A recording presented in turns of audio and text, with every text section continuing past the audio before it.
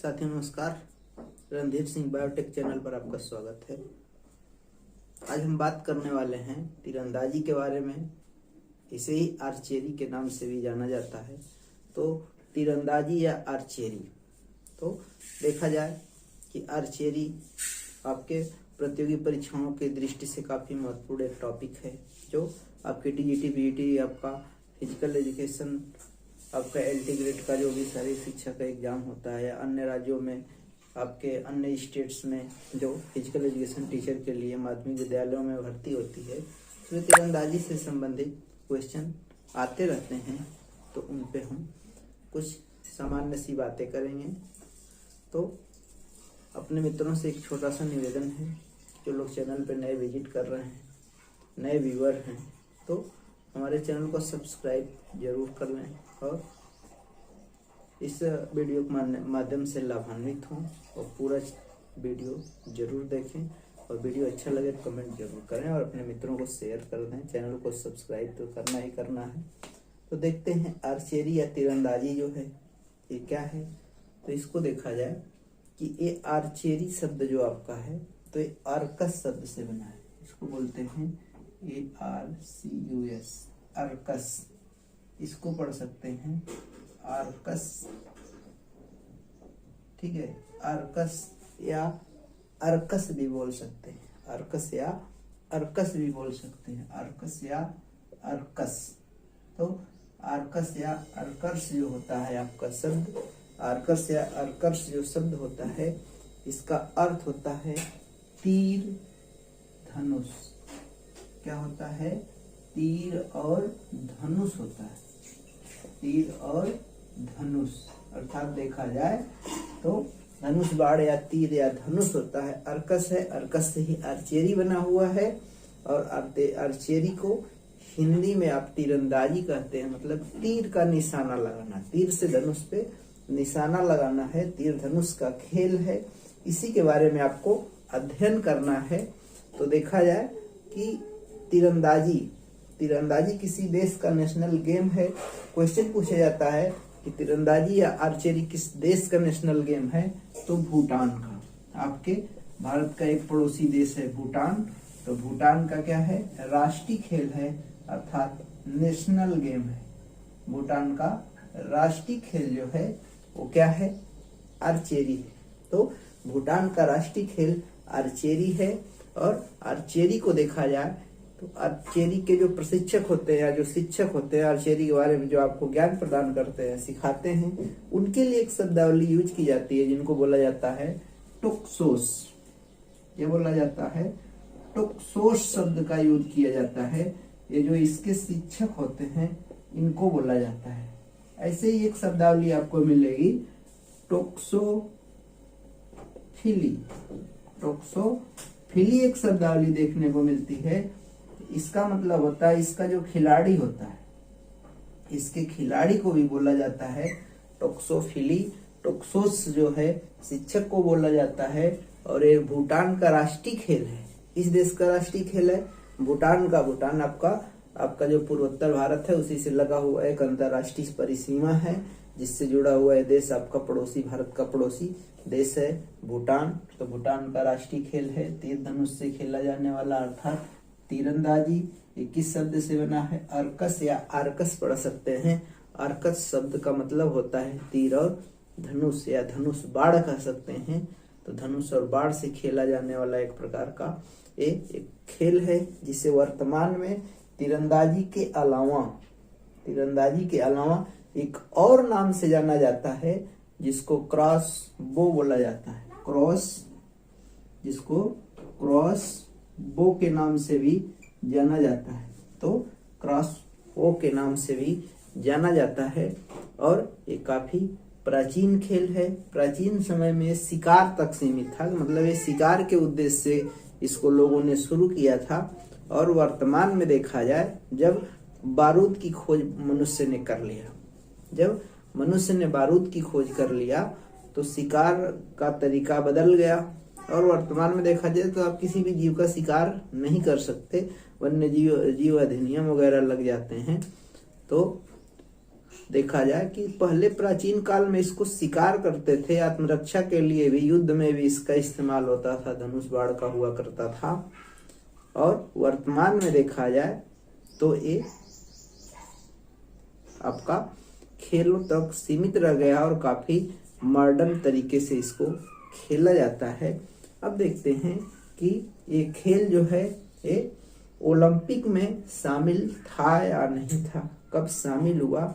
तो सन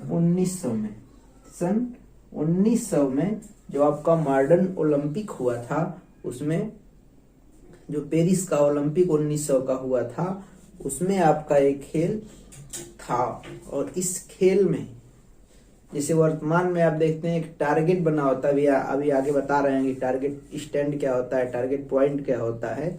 तो उस समय जो ओलंपिक हुआ था उसमें जीवित कबूतरों पे निशाना लगाया गया था। किस पे निशाना लगाया गया था? जीवित कबूतरों पे निशानेबाजी हुई थी। यही क्वेश्चन आपका पूछा जाता है कि कब से है। अब देखते हैं कि धनुष है और बाण है, ये कितना भारी होता है। तो जो धनुष होती है एक तरह से मैन की होती है 22 kg की, और वुमेन की जो होती है वो कितने की होती है? 17 kg की होती है। धनुष बाण के बारे में देख लेते हैं। इसका वजन होता है। और देखा जाए कि सन 1900 में ओलंपिक में शामिल थी। तो 2024 तक, किस सन तक? 2024 तक हुई है। उसके बाद इस पे रोक लगा दी गई थी, बंद हो गई। फिर 1974 में इसको पुनः शामिल किया गया। मतलब 74 नहीं, 72 में इसको पुनः स्वीकार कर लिया गया कि तीरंदाजी भी आने वाले ओलंपिक में होगी। तो फिर से 72 से इसको शुरू किया गया। ठीक है। और देखा जाए तीरंदाजी का, अगर देखा जाए प्रथम प्रतियोगिता कराने वाला जो देश था इंग्लैंड रहा सन 1500 ईस्वी में। सन 1500 ईस्वी में इंग्लैंड जो रहा तीरंदाजी का प्रथम प्रतियोगिता कराने वाला देश रहा, जो प्रतियोगी परीक्षाओं में आपका क्वेश्चन बन सकता है। इसके लिए देखा जाए कोई उम्र सीमा होती है कि नहीं होती है? तो तीरंदाजी के लिए कोई उम्र सीमा निश्चित नहीं है, लेकिन वैसे एवरेज देखा जाए तो 8 साल से 80 साल तक का, मतलब 8 साल के एक बच्चे से लेकर 80 साल के बुजुर्ग तक कोई भी तीरंदाजी सीख सकता है या तीरंदाजी खेल में भाग ले सकता है, तीरंदाजी कर सकता है। तो ये आपका हुआ। अब ऐसे देखा जाए कि ये तीरंदाजी क्या है, क्यों खेलने, इससे क्या लाभ होगा, क्या हानि है।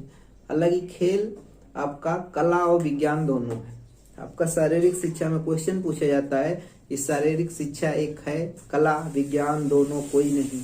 तो शारीरिक शिक्षा जो आपका है एक कला और विज्ञान दोनों है। तो ऐसे इसमें आपकी साइंस भी है और क्या है, कला भी है। एक तीरंदाजी जो है एक कला है, और इस कला से अगर देखा जाए, इस कला में आप भाग लेते हैं, तीरंदाजी करते हैं, तो एकाग्रता वाला खेल है।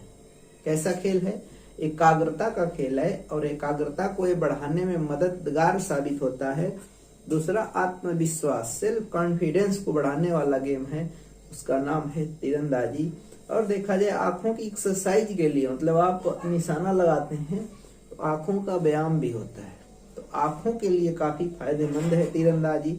उसके अलावा जितने भी तीरंदाजी के साथ साथ जितने भी खेल होते हैं आपकी स्वास्थ्य की दृष्टि से काफी लाभप्रद होते हैं। तो आपकी मानसिक शक्ति, शारीरिक शक्ति और शारीरिक सहन शक्ति जो होती है, तो सहन शक्ति भी बढ़ जाती है। ठीक है। इसमें अगर देखा जाए तीरंदाजी में, तो ये आत्मविश्वास बढ़ा रहा है, सहन शक्ति बढ़ा रहा है। तीरंदाजी जो होता है काफी एकाग्रता वाला खेल होता है। इसमें क्या होता है कि कुछ डोपिंग, मतलब इसमें कुछ ऐसी दवाओं का प्रयोग किया जाता है जो एकाग्रता बढ़ाता है, हार्ट बीट को मतलब थोड़ा स्लो करता है और एकाग्रता बढ़ाता है। कंसंट्रेशन का खेल है। कंसंट्रेशन बढ़ाने के लिए इसमें कुछ खिलाड़ी कुछ औषधियों का प्रयोग करते हैं, और देखा जाए कुछ ऐसी औषधियां हैं जो वर्जित हैं। आप उन औषधियों का प्रयोग करते हैं तो डोपिंग, मतलब माना जाएगा कि आपने डोपिंग किया है। तो आपकी डोपिंग की एजेंसियां हैं, वो सैंपल, यूरिन और ब्लड का सैंपल लेती हैं, उससे पता करती हैं इन्होंने डोपिंग तो नहीं किया है। इसमें एक औषधि होती है, एक तरह से देखा जाए कुछ औषधियां होती हैं जिनको एक कॉमन नाम दिया गया है, बीटा ब्लॉकर्स, बीटा ब्लॉकर्स हैं। क्या है? Beta blockers. बीटा ब्लॉकर्स जो होती हैं इसमें मतलब कंसंट्रेशन को बढ़ाने के लिए या तीरंदाजी के जो खिलाड़ी होते हैं इसका यूज करते हैं, वर्तमान में प्रतिबंधित है। प्रतिबंधित है। अगर आप सेवन करते हुए पाए जाते हैं तो तुरंत आपके अवार्ड जो होंगे छीन लिए जाएंगे और तमाम प्रकार के प्रतिबंधों को लगाया जाता है। ठीक है, आइए अब देखते हैं जो धनुष यूज होता है वो पुरुषों के लिए 22 kg और महिलाओं के लिए 17 kg था। तो जो तीर यूज होती है, अर्थात तीर जो यूज होती है ये किसकी बनी होती है और तीर किसकी बनी होती है और कितना इसका वेट होता है? तो देखा जाए एल्युमिनियम या कार्बन का, एल्युमिनियम का या कार्बन ट्यूब की बनी होती है और इसका 28 ग्राम इसका भार होता है। 28 ग्राम भार होता है। एल्युमिनियम या कार्बन की बनी होती है। वर्तमान में देखा जाए तो अच्छी क्वालिटी के जो फाइबर होते हैं उसकी भी बन रही है, सिंथेटिक भी तीर आने लगी है, तो इसका यूज होता है। और तीरंदाजी में अगर देखा जाए जो उपकरण होते हैं, तीर रखने के लिए खिलाड़ी एक यहाँ पे कमर के पास एक वो होता है जिसको तरकस कहा जाता है। क्या कहा जाता है? तरकस, अर्थात तीर रखने का जो मतलब उपकरण है जिसमें तीर को रखा जाता है। एक प्रकार का झोला है, थैला है, बैग है, तो इसको तरकस कहा जाता है जिसमें तीर को रखा जाता है। जैसे तलवार को किसमें रखा जाता है? म्यान में रखा जाता है। एक म्यान में एक तलवार होती है, लेकिन एक तरकस में कई तीर को रखा जाता है। और तीर का भार कितना होता है? 28 ग्राम होता है। किसका बना होता है? किस मेटल का बना होता है? किस मेटल का बना होता है? तो एल्युमिनियम का बना होता है या कार्बन का होता है। कार्बन ट्यूब होती है, उसके बनाए जाते हैं। अब देखा जाए कि जो आपका एक खेल है ये काफी पुराना है, प्राचीन काल से काफी लोकप्रिय है। और इसका वर्णन आप देखें, इसका भी वर्णन आपको धर्म ग्रंथों में मिलता है। और आप देखें तो रामायण में, महाभारत में और ढेर सारे युद्ध हुए जिसमें इसका वर्णन मिलता है। तो रामायण में अगर आप देखें, इसमें देखें, रामायण देखिए, श्री राम को देखिए, लक्ष्मण को देखिए, मतलब पूरा इसमें पूरा राम लक्ष्मण पूरा मतलब सबसे बढ़िया आपको नायक माना गया है श्री राम को, श्री रामचंद्र को माना गया है। तो ये क्या थे? रामायण के नायक थे। तो रामायण में इनको मतलब बहुत बड़ा धनुर्धन माना गया है। ऐसे ही महाभारत में आते हैं, इसमें आते हैं महाभारत में। तो महाभारत में भी है, पांडवों का नाम आता है। हालांकि कौरव में भी थे और पांडवों में मेन जिनका गिना जाता है अर्जुन का गिना जाता है। किसका नाम आता है? अर्जुन का आता है। तो अर्जुन थे। ऐसे ही आपके ढेर सारे तीरंदाज हुए। और तीरंदाजी का जब नाम आए तो एक और आता है, एक नाम आता है, एक बालक का नाम आता है जिसका नाम है एकलव्य। एकलव्य का आता है। तो एकलव्य एक तीरंदाज थे। क्या थे? एकलव्य का नाम आता है। तो वीर एकलव्य कहा गया। क्या कहा गया? वीर एकलव्य कहा गया। तो वीर एकलव्य हैं जिन्होंने गुरु द्रोणाचार्य जो उस समय थे तीरंदाजी सिखाया करते थे। तो द्रोणाचार्य की ये प्रतिमा बनाकर सीखे थे। इनको मतलब किसी ने सिखाया नहीं था, उन्होंने उनको गुरु माना, प्रतिमा बना के अपने आप सीखा था। तो इनका भी नाम आता है तीरंदाजी में। ठीक है, अब देखते हैं इसके कौन कौन से उपकरण होते हैं। तो एक तरकस होता है जिसमें तीर को रखा जाता है। एक चमड़े का दस्ताना होता है, हाथ में लगाते हैं, हाथ पे लगाने का हस्त कवच होता है। कमान होती है, तीर होता है। कमान का जो आप उसको तनाव नापने का यंत्र होता है, वो सब होता है। और ढेर सारे उपकरण होते हैं प्रोटेक्शन के। कपड़े की अगर बात करते हैं तो कपड़ा कुछ भी पहन सकता है, लेकिन कपड़े जो होंगे टाइट फिटिंग के होंगे। कैसे होंगे?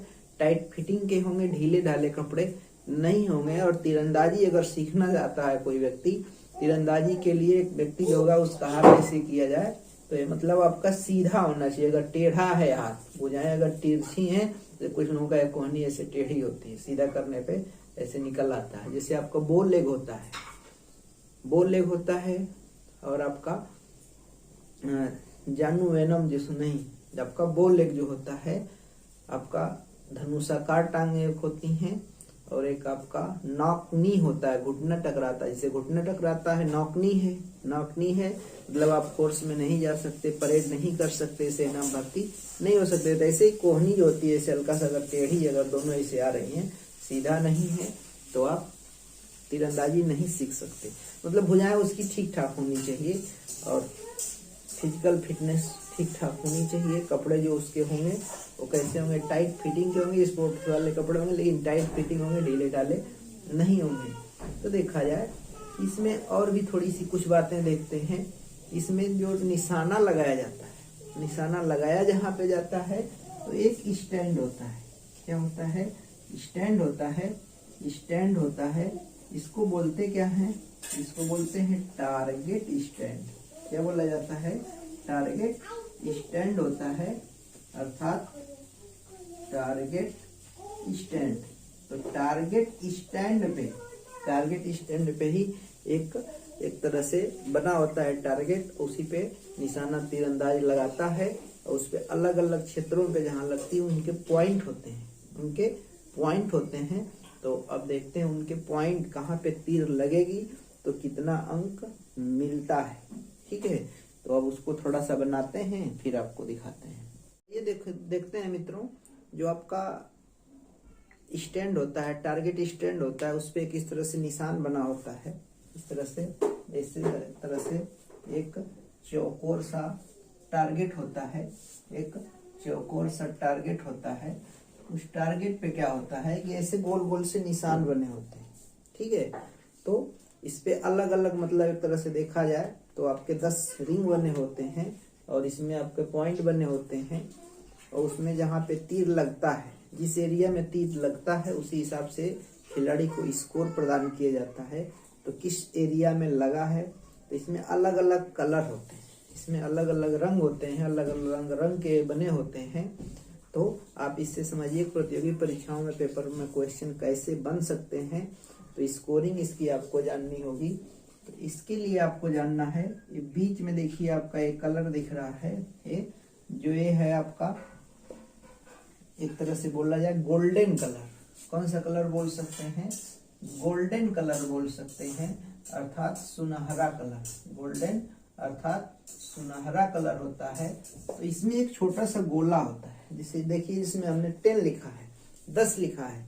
तो गोल्डन कलर में एकदम बीचों बीच जिसमें पॉइंट मतलब लगता है, अगर तीर लग जाता है तो 10 अंक मिलता है। कितना मिलता है? 10 अंक मिलता है। और इसे ही एक टेक्निकल नाम आपका बुल्स आई भी नाम दिया गया है। क्या नाम दिया गया है? बुल्स आई नाम दिया गया है। अब देखें कि इसमें थोड़ा सा एक और गोला दिख रहा है 10 के बाहर, इसमें अगर लगता है तो ये 9 अंक होता है। तो ये दोनों का कलर गोल्डन होता है, लेकिन इसमें 2 रिंग बने होते हैं, 2 गोले बने होते हैं। सेंटर वाले में बीचों बीच लगता है तो 10 अंक, और किनारे थोड़ा सा लगता है, दूसरे गोले में लगता है तो आपका होता है 9 अंक। ठीक है, अब देखते हैं, अर्थात इसको मतलब आपका गोल्डन पूछता है, मतलब कौन सा रंग है, कौन कौन सा कलर है, उसमें आपका थोड़ा सा कंफ्यूजन होता है। तो इसके लिए एक ट्रिक है, अगर ट्रिक आप याद कर लेंगे तो आपको भूलेगा नहीं। इसीलिए अगर देखिए मैं थोड़ा सा यहाँ पे बता देता हूँ, बोर्ड तो आपने देख ही लिया। इसके लिए आप याद करिए GRB पब्लिकेशन की खूब अच्छी अच्छी बुकें आती हैं। GRB एक पब्लिकेशन है, उसकी किताबें आती हैं, मार्केट में उपलब्ध होती हैं, अवेलेबल होती हैं। तो GRB पब्लिकेशन पे ही थोड़ा सा और बना लीजिए, ब्लैक एंड व्हाइट कर लीजिए, BW कर लीजिए। GRB BW या GRB स्क्वायर W कर सकते हैं, बात आपकी वही होगी। तो इसी से आपका हो जाएगा G फॉर गोल्डन, गोल्डन ए सुनहरा आपका हो गया। R का मतलब होता है रेड, रेड अर्थात देखिए 8 और 9 अंक वाला ये जो एरिया है ये कैसा होगा? रेड होगा, अर्थात लाल होगा। कैसा होगा? ये लाल होगा, अर्थात दूसरा कलर आपका जो है ये पूरा आपका ये सब कैसा होगा? ये लाल होगा, ये लाल होगा। तो इसमें 2 गोले बने हुए हैं, एक में अगर अंदर की तरफ लगेगा तो 8 अंक, थोड़ा बाहर वाला गोला जो दूसरा गोला है उसमें लगेगा तो 7 अंक। अब एक है बी फॉर आपका है ब्लू, बी फॉर ब्लू है। ब्लू का मतलब आपका देखा जाए आसमानी या नीला होता है, तो ये आपका है बी। एक बी का मतलब है ब्लू या इसको नीला कह सकते हैं।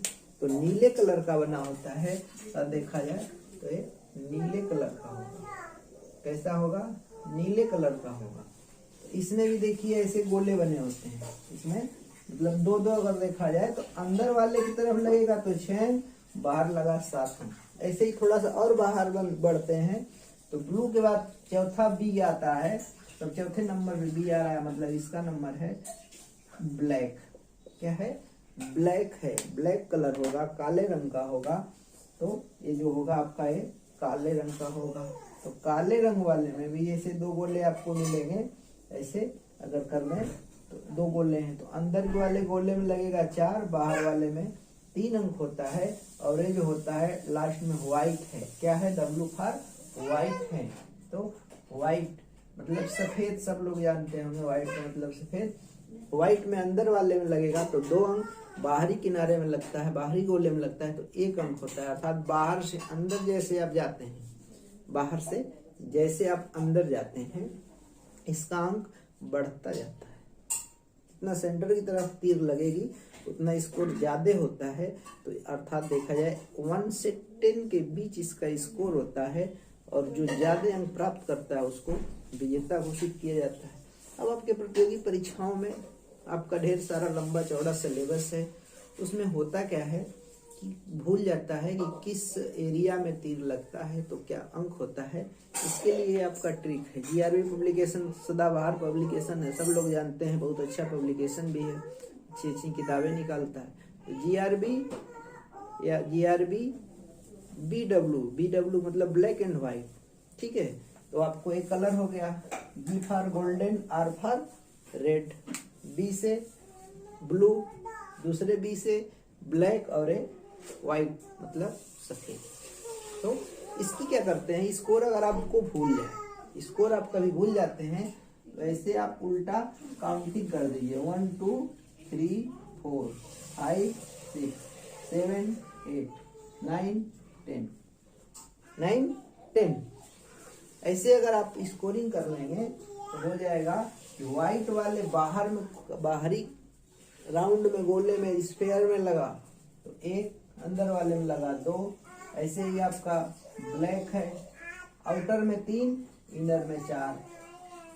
अब देखिए ब्लैक आपका है, ब्लैक कलर है, ब्लैक कलर है, ब्लू कलर है, ब्लू कलर में आउटर वाले रिंग में लग रहा है, आउटर उसमें लग रहा है तो 5 अंक, इसमें लग रहा है अंदर में तो 6 अंक। ऐसे ही आपका है जीआरबी बीडब्ल्यू आप बैठा लेंगे, तीरंदाजी का स्कोर कभी नहीं गलत होगा। आर का रेड है, आउटर में लगा 7, इनर में लगा 8। जी फॉर गोल्डन, देखने में आपको थोड़ा सा पीले कलर का बुक में दिखाई देगा और उसमें, लेकिन वो गोल्डन कलर होता है, सुनहरा कलर होता है। अगर पूछ दे कि बुल्स आई का कलर, तीरंदाजी में बुल्स आई, या पूछ दे बुल्स आई का संबंध किससे है तो तीरंदाजी से, और तीरंदाजी से है। और एक किस कलर का होता है, गोल्डन कलर का होता है, पीले रंग का नहीं होता है। सुनहरा गोल्डन और पीले में अंतर होता है। तो यहाँ पे आपको ग्रीन नहीं बनाना है, क्या है, गोल्डन है। तो गोल्डन का जो सेंटर वाला एरिया उसमें 10 अंक मिलेंगे, आउटर रिंग में अगर लगता है तो 9 अंक मिलते हैं। ये इसकी स्कोरिंग होती है। तो देखा जाए जो ज्यादा स्कोर बनाता है, जो ज्यादा स्कोर बनाता है वो विजेता घोषित किया जाता है।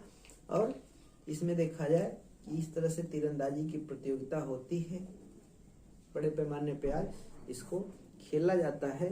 कुछ इसके खिलाड़ी हैं जो आपके, जैसे एक नाम आता है 1991 में अर्जुन पुरस्कार प्राप्त करने वाला आपका खिलाड़ी है लिम्बाराम। लिम्बाराम का टीजीटी के पेपर में पूछा गया, लिम्बाराम का संबंध किस खेल से है तो लिम्बाराम का संबंध तीरंदाजी से है, आर्चरी से है, क्रॉस बो से है। किससे है? क्रॉस बो से है। तो आपका ये लिम्बाराम का नाम पूछा गया। एक खिलाड़ी हैं अर्जुन पुरस्कार पाने वाले 1981 में हैं, इनका नाम है कृष्णा दास। पूछता अधिकतर पहला पूछ देता है, शुरू का पूछता है। तो पहला अर्जुन पुरस्कार पाने वाले कृष्णा दास हैं, 1981 में हैं। श्याम लाल का नाम आता है, डोला बनर्जी का आता है। दीपिका कुमारी 2012 में अर्जुन पुरस्कार पाई हैं, इनका पेपर में पूछा गया है, झारखंड के रहने वाली हैं। एक नाम 2015 में आया संदीप कुमार का, किसका नाम आया? संदीप कुमार का आया। तो ये सब आपके तीरंदाजी के महत्वपूर्ण खिलाड़ी हैं। और तो ये आपका तीरंदाजी, ये रहा तीरंदाजी और तीरंदाजी से संबंधित कुछ महत्वपूर्ण जानकारियाँ। और भी अगर डीप इसको जानना चाहते हैं, तीरंदाजी के बारे में जानकारी चाहते हैं, प्रतियोगी परीक्षाओं में और भी पूछे जाते हैं, तो आज यूट्यूब के माध्यम से कुछ जानकारियाँ हमने आपके साथ शेयर किया है। और कुछ जानना चाहते हैं, सारे शिक्षा की तैयारी करना चाह रहे हैं, हमसे जुड़ना चाह रहे हैं, तो हमारे चैनल का एक ग्रुप भी है, उससे व्हाट्सएप वाले ग्रुप में भी जुड़ सकते हैं, ऑनलाइन मार्गदर्शन भी प्राप्त कर सकते हैं। उसके लिए इस नंबर पे आप संपर्क भी कर सकते हैं, मैसेज कर सकते हैं। ऑनलाइन घर बैठे आप मार्गदर्शन प्राप्त कर सकते हैं, ऑनलाइन क्लास भी कर सकते हैं, यूट्यूब से भी सीख सकते हैं। जिससे सीख सकते हैं उस